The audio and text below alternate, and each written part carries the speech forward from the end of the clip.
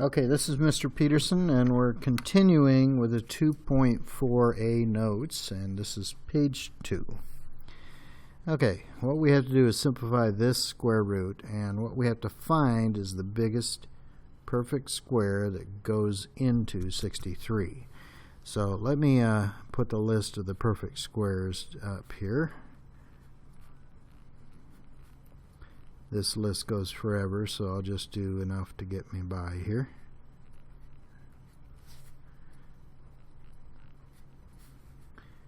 That was 8 times 8, 9 times 9, and I'll go up to 10 times 10 here. We're not going to need that many, but those are the perfect squares. And you want the biggest one that goes into 63. Well, if you cut 63 in half, you'll have a starting point. And that would be 31.5, which is right in here. Back up, 25 doesn't go into 63. And 16 doesn't go into 63, but 9 does. So I'll show you how to do this in the calculator in a minute. It's 9 times 7, and the square root of 9 is just 3. So that one's done. Let me actually show you how to do that on the calculator. You type 63 divided by x. Like so. Go to your table settings, make sure it's still set on 1 for the start value. Go to your table and cruise down the right side. You'll see that that's not a perfect square. We'll skip the decimals. 21 is not a perfect square. And the first one you get on the right hand side, you always have to go down the right hand side here, is 9. 9 times 7.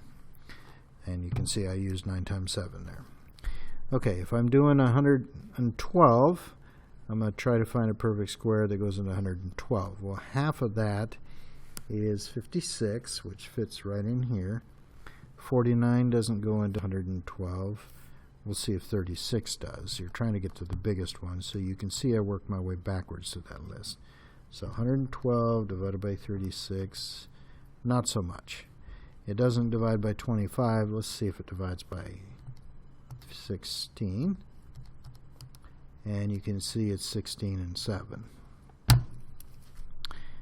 Now I'll show you how to do that again using the graphing calculator. You go to there and put in 112 divided by x.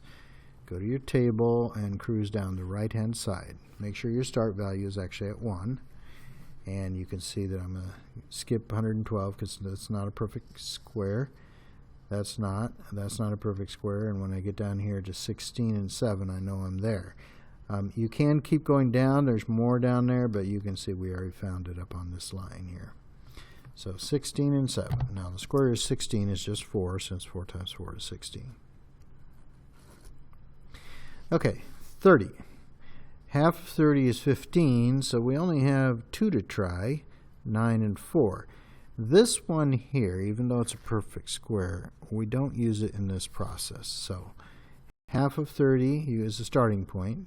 You try 9. 9 doesn't go into 30. And 4 doesn't go into 30.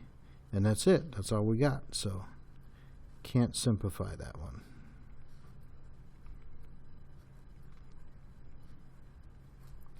Okay, let's try the 117. I'm going to go to my y equals key and type that in. Go to my table. And my start value is not right, so I'm going to go up on this left side over here. You can't, by the way, go up on the right side. So once it's up there, I'll go over and down looking for a perfect square. That doesn't qualify. And I keep looking. Oh, there it was. 9 times 13. 9 times 13 is 117. And the square root of 9 is 3.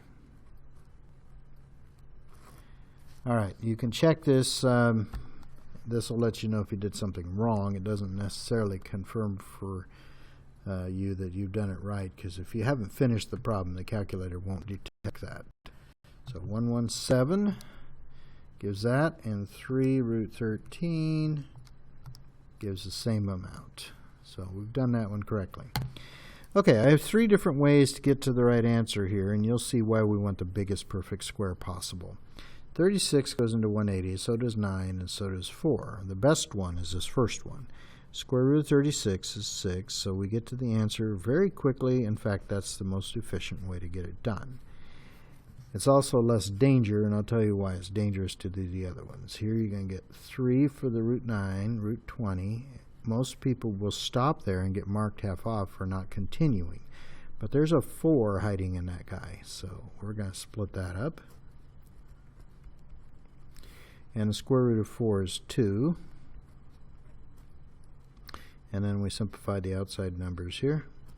And we got to the same place, but I think you can see it was much harder to get there, and a lot of people will quit too soon. So this one here, 4 times 45 is also 180, so that's 2 root 45. But there's a 9 hiding on board that 45. And when you bring it out, square root of 9 is 3.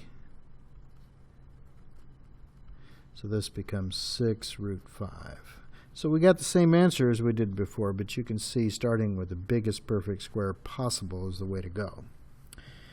Okay, we got another half page here, and here's the first time in your education where you've been introduced to a new number for a long time.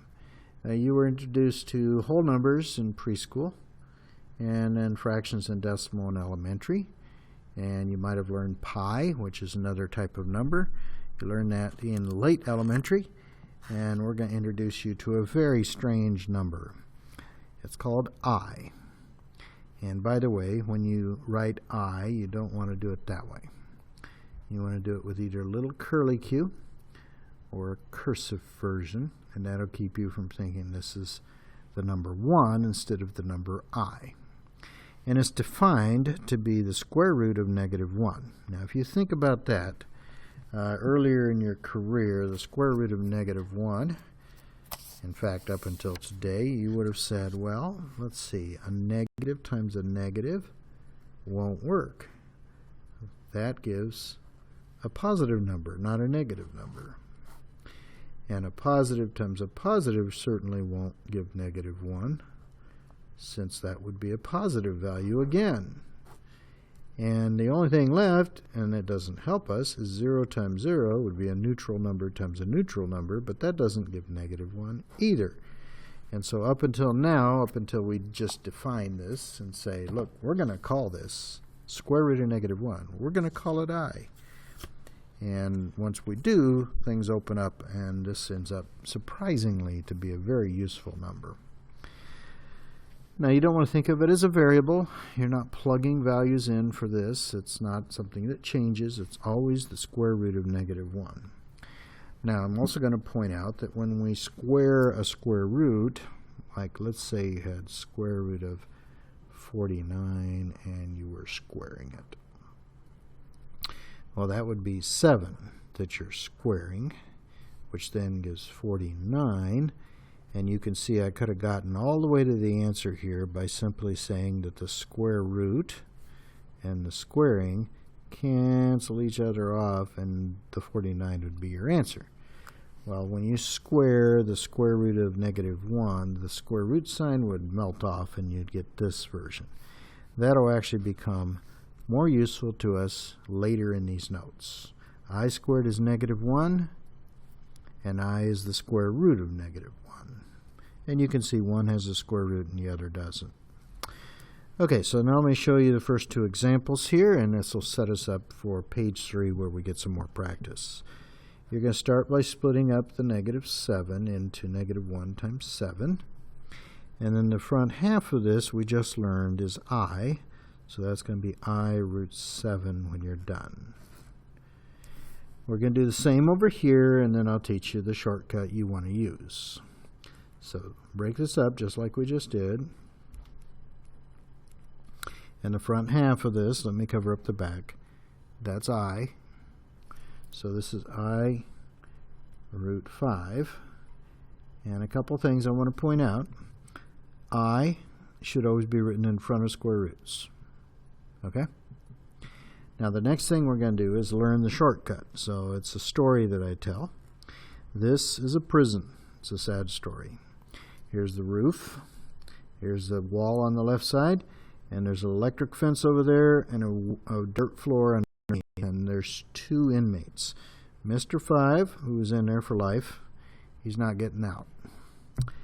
That's really sad, but he's reconciled himself to it, so he's making the best of it, and he actually is active in jail, does exercises and all sorts of things. Whereas his cellmate's only in for 10 years, and he's very depressed that he has to be in jail for 10 years.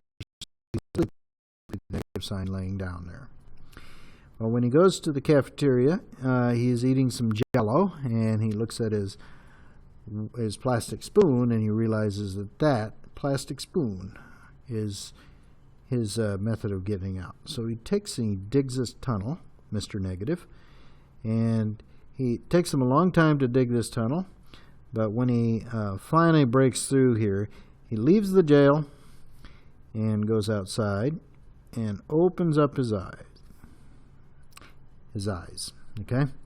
So what I'm trying to tell you is that a negative sign that's underneath the square root comes out as an eye on the outside. So either put a little tail on that or make a cursive version like that. So we're going to immediately see that on page 3, and hopefully you watch these videos in sequence, and you'll see immediately how we use this.